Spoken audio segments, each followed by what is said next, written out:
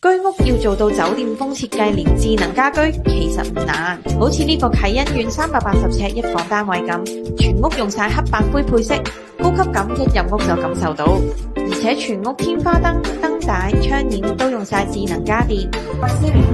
可以聲控或者手機遙控開關。門口嘅玄關 L 字櫃，聰明咁整合咗餐邊櫃、鞋櫃同展示櫃，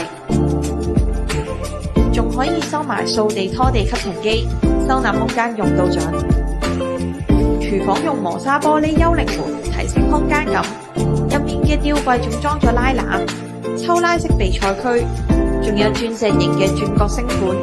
極致利用收納死角，解放另一邊嘅台面空間，煮飯就更加爽手。客廳用特色電視櫃間牆，近飯廳嘅位置做薄身獅子櫃當水吧台，中間就係主人房嘅暗門，而最入邊就係電視櫃，成個空間睇落更加整齊利落。主人房到頂衣櫃加埋梳妝台，整合緊衫、穿搭、化妝嘅一系列動作，動線短又就手，打掃起嚟都更方便。廁所洗手盆搬到最出，改馬桶放中間位，裝埋智能防霧鏡箱，做到乾濕分離設計，再配埋浴室寶，想喺廁所入面晾衫都冇問題。如果你都對智能家居有興趣，咁就即刻 WhatsApp 搵我哋傾下啦。